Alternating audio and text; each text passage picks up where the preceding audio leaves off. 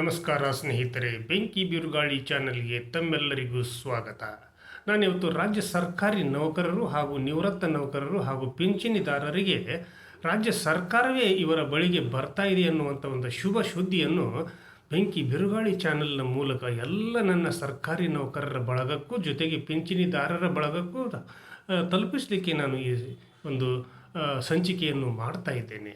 ಅಂದರೆ ನಿಜಕ್ಕೂ ಕೂಡ ನಮ್ಮ ಸರ್ಕಾರದ ಮುಖ್ಯಮಂತ್ರಿಗಳಾಗಿರ್ತಕ್ಕಂಥ ನೂತನ ಮುಖ್ಯಮಂತ್ರಿಗಳಾಗಿರ್ತಕ್ಕಂಥ DK ಶಿವಕುಮಾರ್ ಅವರು ಸರ್ಕಾರಿ ನೌಕರರ ಮತ್ತು ಪಿಂಚಣಿದಾರರ ಪರವಾಗಿ ತಮ್ಮ ಕಾರ್ಯವನ್ನು ನಿರ್ವಹಿಸ್ತಾ ಇದ್ದಾರೇನೋ ಅನ್ನುವಂಥ ಭಾವನೆಗಳು ಆಶಾಭಾವನೆಗಳಾಗಿ ರಾಜ್ಯ ಸರ್ಕಾರಿ ನೌಕರರಲ್ಲಿ, ಪಿಂಚಣಿದಾರರಲ್ಲಿ, ನಿವೃತ್ತ ನೌಕರರಲ್ಲಿಯೂ ಕೂಡ ಮೂಡ್ತಾ ಇರೋದು ಅಗದಿ ಒಂದು ಸಂತಸದ ಸಂಗತಿ ಅನ್ನುವಂಥ ಭಾವನೆ ನನ್ನದು.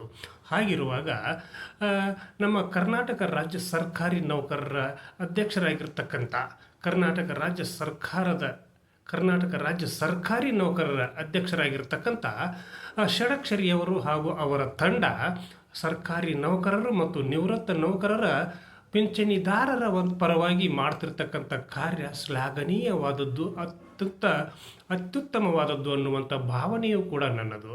ಹಾಗಾಗಿ ಮೊದಲನೆಯದಾಗಿ ಸರ್ಕಾರದ ಮತ್ತು ಸರ್ಕಾರಿ ನೌಕರರ ಕೊಂಡೆಯಾಗಿ ಕೆಲಸ ಮಾಡ್ತಾ ಇರ್ತಕ್ಕಂಥ ಷಡಕ್ಷರಿಯವರಿಗೂ ಹಾಗೂ ಅವರ ತಂಡಕ್ಕೂ ಕೂಡ ಬೆಂಕಿ ಬಿರುಗಾಳಿ ಚಾನೆಲ್ನ ಮೂಲಕ ನಾನು ತುಂಬ ಹೃದಯದ ಅಭಿನಂದನೆಗಳನ್ನು ಕೂಡ ಸಲ್ಲಿಸಲಿಕ್ಕೆ ಹೆಮ್ಮೆ ಪಡ್ತೀನಿ.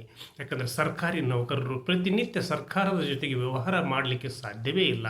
ಹಾಗಿರುವಾಗ ಅವರ ಪ್ರತಿನಿಧಿಗಳು, ಅವರನ್ನು ಪ್ರತಿನಿಧಿಸುವವರು ಅನ್ನುವಂಥ ಸರ್ಕಾರಿ ನೌಕರರ ಸಂಘದ ಅಧ್ಯಕ್ಷರು ಮತ್ತು ಪದಾಧಿಕಾರಿಗಳು ತಮ್ಮೆಲ್ಲ ಸರ್ಕಾರಿ ನೌಕರರ ಹಾಗೂ ನಿವೃತ್ತ ನೌಕರರ ಪಿಂಚಣಿದಾರರ ಒಳಿತಿಗಾಗಿ ಅವರ ಶ್ರೇಯಸ್ಸಕ್ಕೋಸ್ಕರ ಶ್ರಮ ಪಡೋದು ಕೂಡ ಒಂದು ಸಾರ್ಥಕವಾದಂಥ ಸಾಧನೆ ಅನ್ನುವಂಥ ಭಾವನೆಯೂ ಕೂಡ ಪ್ರತಿಯೊಬ್ಬರಲ್ಲಿಯೂ ಕೂಡ ಬರಬೇಕು. ಹಾಗಿದ್ದಾಗ ಆ ಸರ್ಕಾರಿ ನೌಕರರ ಅಧ್ಯಕ್ಷರು ಮತ್ತು ಪದಾಧಿಕಾರಿಗಳು ಆ ತಂಡವನ್ನು ಸಂಪೂರ್ಣವಾಗಿ ಬೆಂಬಲಿಸುವಂಥ ಕಾರ್ಯ ನಮ್ಮದಾಗಬೇಕು ಅನ್ನುವಂಥ ಒಂದು ಕಳಕಳಿಯ ವಿನಂತಿಯನ್ನು ಕೂಡ ನಾನು ರಾಜ್ಯ ಸರ್ಕಾರಿ ನೌಕರರ ಸಂಘದವರಿಗೆ ಹಾಗೂ ಸರ್ಕಾರಿ ನೌಕರರಿಗೆ ಈ ಸಂದರ್ಭದಲ್ಲಿ ಹೇಳಲಿಕ್ಕೆ ಬಯಸ್ತೀನಿ. ಜೊತೆಗೆ ಮೊನ್ನೆ ಬೆಂಗಳೂರಿನಲ್ಲಿ ನಡೆದಿರ್ತಕ್ಕಂಥ ಸಂಭ್ರಮದ ಸಮಾವೇಶದಲ್ಲಿ ರಾಜ್ಯ ಸರ್ಕಾರಿ ನೌಕರರು ಏರ್ಪಡಿಸಿರ್ತಕ್ಕಂಥ ಸಮಾರಂಭದಲ್ಲಿ, ಅಭಿನಂದನಾ ಸಮಾರಂಭ ಅದು. ಆ ಸಮಾರಂಭದಲ್ಲಿ ಮಾನ್ಯ ಮುಖ್ಯಮಂತ್ರಿಗಳಿಗೆ ಮಾನ್ಯ ಷಡಕ್ಷರಿಯವರು ಹಾಗೂ ಅವರ ತಂಡದವರು ಕೊಟ್ಟಿರ್ತಕ್ಕಂಥ ಮನವಿ ಪತ್ರದಲ್ಲಿ ಏನೇನಿದೆಯೋ ಅವುಗಳೆಲ್ಲವನ್ನು ಕೂಡ ನಾನು ಸಾಲ್ವ್ ಮಾಡ್ತೀನಿ, ಅದನ್ನು ಈಡೇರಿಸ್ತೀನಿ ಅನ್ನುವಂಥ ಒಂದು ಸ್ಪಷ್ಟವಾದ ಭರವಸೆಯನ್ನು ರಾಜ್ಯ ಸರ್ಕಾರಿ ನೌಕರರ ತಂಡಕ್ಕೆ, ಅಂದರೆ ಅವರ ಒಂದು ಪ್ರತಿನಿಧಿಗಳಿಗೆ ಈಗಾಗಲೇ ಮಾನ್ಯ ಮುಖ್ಯಮಂತ್ರಿಗಳು ವಿಷಯವನ್ನು ಕೂಡ ಹೇಳಿದ್ದಾರೆ.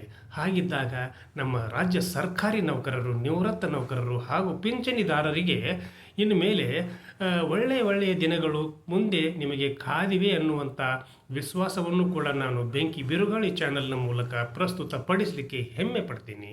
ಆಮೇಲೆ ಅವರು ಮಾನ್ಯ ಮುಖ್ಯಮಂತ್ರಿಗಳು ಆಡಳಿತ ಸುಧಾರಣಾ ಇಲಾಖೆಗೆ ಸ್ಪಷ್ಟವಾದ ಆದೇಶವನ್ನು ಮಾಡಿದ್ದಾರೆ. ನಾನು ಇನ್ನು ಮೇಲೆ ರಾಜ್ಯ ಸರ್ಕಾರಿ ನೌಕರರ ಮನೆ ಬಾಗಿಲಿಗೆ ಹೋಗಬೇಕು, ಅವರ ಒಂದು ಕಷ್ಟ ಸುಖಗಳನ್ನು ಕೇಳಬೇಕು, ಅವರ ಒಂದು ಭಾವನೆಗಳಿಗೆ ನಾನು ಸರ್ಕಾರದ ಪರವಾಗಿ ಸ್ಪಂದಿಸಬೇಕು ಅನ್ನುವಂಥ ಒಂದು ಆದೇಶವನ್ನು ಕೂಡ ಈಗಾಗಲೇ ಅವರು ಮಾಡಿದ್ದಾರೆ. ಹಾಗಾದಾಗ ಅದರ ಒಂದು ಫಲಶ್ರುತಿ ಏನಾಗಬಹುದು, ಏನಿರಬಹುದು ಅನ್ನುವಂಥದ್ದನ್ನು ಕೂಡ ನೀವು ಯೋಚನೆ ಮಾಡಿರ್ಬೋದು. ಮಾನ್ಯ ಮುಖ್ಯಮಂತ್ರಿಗಳೇ, ಸರ್ಕಾರವೇ ರಾಜ್ಯ ಸರ್ಕಾರಿ ನೌಕರರ ಇರುವಲ್ಲಿಗೆ ಬಂದು ಅವರ ಒಂದು ಭಾವನೆಗಳನ್ನು ಅರಿತು ಎಲ್ಲ ಭಾವನೆಗಳಿಗೂ ಕೂಡ ಸ್ಪಂದಿಸುವಂಥ ಸ್ಪಷ್ಟ ಭರವಸೆಯನ್ನು, ಸೂಚನೆಯನ್ನು ಈಗಾಗಲೇ ಅವರು ನೀಡಿದ್ದಾರೆ. ಹಾಗಿದ್ದಾಗ ಅವರು ಎಲ್ಲಿ ಏನೇನು ಮಾಡಬಹುದು ಅನ್ನುವಂಥ ಪ್ರಶ್ನೆಗಳು ಕೂಡ ನಿಮ್ಮಲ್ಲಿ ಎದ್ದಿರಬಹುದು. ಹಾಗಿದ್ದಾಗ ರಾಜ್ಯ ಸರ್ಕಾರಿ ನೌಕರರ ಒಂದು ಬೇಡಿಕೆಗಳನ್ನು, ಅವರ ಒಂದು ಕಷ್ಟಗಳನ್ನು, ಅವರ ಒಂದು ವಿಚಾರಗಳನ್ನು ಸಾಕ್ಷಾತ್ ಅವರ ಬಾಯಿಂದಲೇ ಕೇಳಿ ಆ ಒಂದು ಸಮಸ್ಯೆಗಳಿಗೆ ಶೀಘ್ರವಾದ ಹಾಗೂ ಅಲ್ಲಿಯೇ ಪರಿಹಾರವನ್ನು ಕಂಡು ಹಿಡಿಯುವಂಥ ಹಾಗೂ ಅವುಗಳನ್ನು ಅಲ್ಲಿಯೇ ನಿರ್ಣಯಿಸಿ ಅವುಗಳನ್ನು ಆದೇಶದ ಮೂಲಕ ಸರಿಪಡಿಸುವಂಥ ಎಲ್ಲ ವಿಚಾರಗಳು ಕೂಡ ಮುಖ್ಯಮಂತ್ರಿಗಳ ಒಂದು ಆಲೋಚನೆಯಲ್ಲಿ ಹಾಗೂ ಅವರ ತಲೆಯಲ್ಲಿ ಕೂಡ ಇದೆ ಅನ್ನುವುದನ್ನು ಕೂಡ ನಾನು ಈ ಸಂದರ್ಭದಲ್ಲಿ ಸ್ಪಷ್ಟಪಡಿಸ್ತಾ ಇದ್ದೀನಿ. ಹಾಗಾದರೆ ಎಲ್ಲಿ ಮಾಡ್ತಾರೆ, ಏನು ಮಾಡ್ತಾರೆ, ಯಾವ ರೀತಿ ಮಾಡ್ತಾರೆ ಅಂತಂದರೆ ರಾಜ್ಯ ಸರ್ಕಾರದ ಮಾನ್ಯ ಮುಖ್ಯಮಂತ್ರಿಗಳಾಗಿರ್ತಕ್ಕಂಥ ಡಿ ಕೆ ಶಿವಕುಮಾರ್ ಅವರು ಪ್ರತಿಯೊಂದು ಜಿಲ್ಲಾ ಮಟ್ಟದಲ್ಲಿ, ಹೋಬಳಿ ಮಟ್ಟದಲ್ಲಿಯೂ ಕೂಡ, ತಾಲೂಕಾ ಮಟ್ಟದಲ್ಲಿಯೂ ಕೂಡ ರಾಜ್ಯ ಸರ್ಕಾರದ ನೌಕರರ ಒಂದು ವಿಚಾರವನ್ನು ಅರಿತುಕೊಳ್ಳುವಂಥ ಒಂದು ಭರವಸೆಯನ್ನು ಕೂಡ ನೀಡಿದ್ದಾರೆ. ಹಾಗಿದ್ದಾಗ ಜಿಲ್ಲಾಧಿಕಾರಿಗಳಿಗೆ ಹಾಗೂ ಪ್ರತಿಯೊಂದು ಜಿಲ್ಲೆಯ ಜಿಲ್ಲಾಧಿಕಾರಿಗಳಿಗೆ ಮಾನ್ಯ ನಮ್ಮ ಘನ ಸರ್ಕಾರದ ಪ್ರಧಾನ ಕಾರ್ಯದರ್ಶಿಗಳು ಕೂಡ ಈಗಾಗಲೇ ಆದೇಶವನ್ನು, ಸುತ್ತೋಲೆಯನ್ನು ಕೂಡ ಕಳಿಸಿದ್ದಾರೆ ಅನ್ನುವಂಥ ವಿಚಾರವನ್ನು ಕೂಡ ನಾನು ಈ ಸಂದರ್ಭದಲ್ಲಿ ನೌಕರರ, ಪಿಂಚಣಿದಾರರ ಹಾಗೂ ನಿವೃತ್ತ ನೌಕರರ ಬಳಿಗೆ ಈ ಒಂದು ಸುದ್ದಿಯನ್ನು ತಲುಪಿಸಲಿಕ್ಕೆ ಹೆಮ್ಮೆ ಪಡ್ತೀನಿ. ಹಾಗಿದ್ದಾಗ ರಾಜ್ಯ ಸರ್ಕಾರದ ಮಾನ್ಯ ಮುಖ್ಯಮಂತ್ರಿಗಳಾಗಿರ್ತಕ್ಕಂಥ ಡಿ ಕೆ ಶಿವಕುಮಾರ್ ಅವರಿಗೆ ಅಭಿನಂದನೆಗಳನ್ನು ನಾವು ಎಲ್ಲರೂ ಕೂಡ ಸಲ್ಲಿಸೋಣ ಅನ್ನುವಂಥದ್ದನ್ನು ಕೂಡ ನಾನು ಈ ಸಂದರ್ಭದಲ್ಲಿ ಪ್ರಸ್ತಾಪ ಪಡಿಸ್ತಾ ಇದ್ದೇನೆ. ಹಾಗಿದ್ದಾಗ ಬೆಂಕಿ ಬಿರುಗಾಳಿ ಚಾನಲ್ನಲ್ಲಿ ಬರ್ತಿರ್ತಕ್ಕಂಥ ಪ್ರತಿಯೊಂದು ಸುದ್ದಿಗಳು ಕೂಡ ಸತ್ಯವಾಗಿರ್ತವೆ ಅನ್ನೋದಕ್ಕೆ ಇದು ಕೂಡ ಸಾಕ್ಷಿ.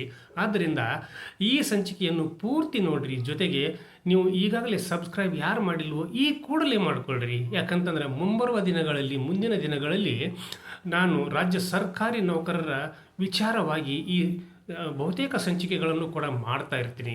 ಯಾಕಂದರೆ ಕೆಲವೊಬ್ಬರಿಗೆ ಪುರ್ಸೊತ್ತು ಇರೋದಿಲ್ಲ ಹಾಗೂ ದಿನಪತ್ರಿಕೆಗಳನ್ನು ಕೂಡ ಓದ್ತಾ ಇರೋದಿಲ್ಲ. ಅಂಥವರಿಗೂ ಕೂಡ ಈ ನನ್ನ ಬೆಂಕಿ ಬಿರುಗಾಳಿ ಚಾನಲ್ಲು ಒಂದು ಸೇತು ಕೊಂಡಿಯಾಗಿ ನಿಲ್ಲುವಂಥ ಒಂದು ಭರವಸೆಯು, ಆಶಾಭಾವನೆಯೂ ಕೂಡ ನನ್ನದು. ಆಗಿರುವಾಗ ಸಬ್ಸ್ಕ್ರೈಬ್ ಮಾಡಿದರೆ ಯಾರಿಗೂ ಕೂಡ ನನಗೆ ಒಂದು ರೂಪಾಯಿಯನ್ನು ಕೊಡಬೇಕಾಗಿರ್ತಕ್ಕಂಥ ಅವಶ್ಯಕತೆ ಇಲ್ಲ. ಹಾಗಿದ್ದಾಗ ಯಾರೂ ಕೂಡ ಏನು ಅನ್ಯತಾ ಭಾವಿಸದೆ ಈ ಸಂಚಿಕೆಗೆ ಹಾಗೂ ಮುಂಬರುವ ಸಂಚಿಕೆಗಳಿಗೂ ಕೂಡ ನೀವು ಎಲ್ಲರೂ ಕೂಡ ರಾಜ್ಯ ಸರ್ಕಾರಿ ನೌಕರರೆಲ್ಲರೂ ಕೂಡ, ಪಿಂಚಣಿದಾರರೆಲ್ಲರೂ ಕೂಡ, ನಿವೃತ್ತ ನೌಕರರೆಲ್ಲರೂ ಕೂಡ ಹಾಗೂ ಗುತ್ತಿಗೆ ನೌಕರರು ಕೂಡ, ನಿಗಮ ಮಂಡಳಿಗಳ ನೌಕರರು ಕೂಡ ಸಬ್ಸ್ಕ್ರೈಬ್ ಮಾಡಿ, ಶೇರ್ ಮಾಡಿ ನನ್ನನ್ನು ಪ್ರೋತ್ಸಾಹಿಸಿ ಅನ್ನುವಂಥ ಒಂದು ವಿನಂತಿಯನ್ನು ಕೂಡ ನಾನು ಈಗ ತಮ್ಮಲ್ಲಿ ಮಾಡಿಕೊಳ್ತಾ ಇದ್ದೇನೆ. ಹಾಗಿದ್ದಾಗ ರಾಜ್ಯ ಸರ್ಕಾರವೇ, ಕರ್ನಾಟಕ ರಾಜ್ಯ ಸರ್ಕಾರದ ಮುಖ್ಯಮಂತ್ರಿಗಳೇ ರಾಜ್ಯ ಸರ್ಕಾರಿ ನೌಕರರ ಮನೆ ಬಾಗಿಲಿಗೆ ಬಂದು ಅವರ ಕಷ್ಟ ಸುಖಗಳನ್ನು ಆಲಿಸುವಂಥ ಸಂಭ್ರಮವನ್ನು ನಮ್ಮ ರಾಜ್ಯ ಸರ್ಕಾರಿ ನೌಕರರು, ನಿವೃತ್ತ ನೌಕರರು, ಪಿಂಚಣಿದಾರರಿಗೆ ಈ ಒಂದು ಸದವಕಾಶ ಸಿಕ್ಕಿದೆ. ಆಗ ನೀವೆಲ್ಲರೂ ಕೂಡ ನಿಮ್ಮ ಒಂದು ಆಲೋಚನೆಯಲ್ಲಿ ಇರ್ತಕ್ಕಂಥ, ನಿಮಗೆ ಬರಬೇಕಾಗಿರ್ತಕ್ಕಂಥ ಪಿಂಚಣಿ ಹಾಗೂ ಸಂಬಳ ಹಾಗೂ ಇನ್ನಿತರೆ ತುಟ್ಟಿ ಭತ್ಯೆಗಳನ್ನು ಕೂಡ ನೀವು ಮಾನ್ಯ ಮುಖ್ಯಮಂತ್ರಿಗಳ ಜೊತೆಗೇನೆ ನೀವು ಸಂವಾದವನ್ನು ಮಾಡ್ಬೋದು. ಆ ಸಂವಾದ ಕಾರ್ಯಕ್ರಮಕ್ಕೆ ಬೇಕಾಗಿರ್ತಕ್ಕಂಥ ಎಲ್ಲ ಏರ್ಪಾಟುಗಳನ್ನು ಕೂಡ ಜಿಲ್ಲಾಧಿಕಾರಿಗಳು ಮಾಡಿಕೊಳ್ಬೇಕು. ಅದನ್ನು ಕೂಡ ನೀವು ಈ ಕೂಡಲೇ ಮಾಡಬೇಕು ಅನ್ನುವಂಥ ಆದೇಶವನ್ನು ಕೂಡ ಮಾನ್ಯ ಮುಖ್ಯಮಂತ್ರಿಗಳು ನೀಡಿದ್ದಾರೆ. ಹಾಗಿದ್ದಾಗ ಎಷ್ಟು ಜನ ಸೇರ್ಬೋದು ಅಂತಂದರೆ, ಒಂದು ಜಿಲ್ಲೆಯಲ್ಲಿ ಜಿಲ್ಲಾ ಮಟ್ಟದಲ್ಲಿ ಮಾಡುವಂಥ ಸಂವಾದ ಕಾರ್ಯಕ್ರಮದಲ್ಲಿ ಸುಮಾರು 500ರಿಂದ 1000 ಜನ ಭಾಗವಹಿಸ್ಬೋದು ಅನ್ನುವಂಥ ಒಂದು ನಿರೀಕ್ಷೆಯೂ ಕೂಡ ಮಾನ್ಯ ಮುಖ್ಯಮಂತ್ರಿಗಳದ್ದಾಗಿದೆ.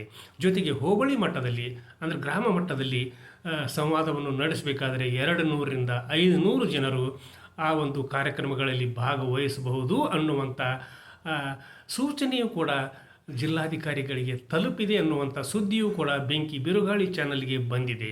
ಹಾಗಿರುವಾಗ ಎಲ್ಲ ನನ್ನ ಸರ್ಕಾರಿ ನೌಕರರು, ನಿವೃತ್ತ ನೌಕರರು ಹಾಗೂ ಪಿಂಚಣಿದಾರರು ಪ್ರತಿಯೊಬ್ಬರೂ ಕೂಡ ನಿಮ್ಮ ಒಂದು ಬೇಡಿಕೆಗಳನ್ನು ನಮ್ಮ ರಾಜ್ಯದ ದೊರೆಗಳಾಗಿರ್ತಕ್ಕಂಥ ಮಾನ್ಯ ಮುಖ್ಯಮಂತ್ರಿಗಳ ಬಳಿಗೇ ನೀವು ಹೇಳ್ಕೊಳ್ಬೋದು. ನಿಮ್ಮ ಕಷ್ಟ ಸುಖಗಳನ್ನು ಅವರ ಮುಂದೆ ಪ್ರಸ್ತಾಪಿಸಬಹುದು. ನಿಮ್ಮೆಲ್ಲರ ಒಂದು ಬೇಡಿಕೆಗಳನ್ನು ಮಾನ್ಯ ಮುಖ್ಯಮಂತ್ರಿಗಳು ಗೌರವದಿಂದ ಸ್ವೀಕರಿಸಿ ಅವುಗಳನ್ನು ಪರಿಹರಿಸುವಂಥ ಎಲ್ಲ ಸ್ಪಷ್ಟ ಸೂಚನೆಗಳು ಕೂಡ ಇವೆ ಅನ್ನುವಂಥ ಸಂದೇಶದೊಂದಿಗೆ ಈ ಬೆಂಕಿ ಬಿರುಗಾಳಿ ಚಾನಲ್ನನ್ನು ಇವತ್ತಿನ ಸಂಚಿಕೆಯನ್ನು ಮುಗಿಸುವುದಕ್ಕಿಂತ ಪೂರ್ವದಲ್ಲಿ, ಬೆಂಕಿ ಬಿರುಗಾಳಿ ಇದು ನಿಮ್ಮೆಲ್ಲರ ಚಾನಲ್ಲು, ಸಮಸ್ತ ನಾಡಿನ ಚಾನಲ್ಲು. ಈ ಚಾನಲ್ನಲ್ಲಿ ಬರ್ತಿರ್ತಕ್ಕಂಥ ಪ್ರತಿಯೊಂದು ಸಂಚಿಕೆಗಳು ಸತ್ಯವಾಗಿರ್ತವೆ ಅನ್ನೋದಕ್ಕೆ ಈ ಸಂಚಿಕೆಯೂ ಕೂಡ ಸಾಕ್ಷಿ. ಆದ್ದರಿಂದ ಪ್ರತಿಯೊಬ್ಬರೂ ಕೂಡ ಈ ಸಂಚಿಕೆಯನ್ನು ನೋಡ್ರಿ.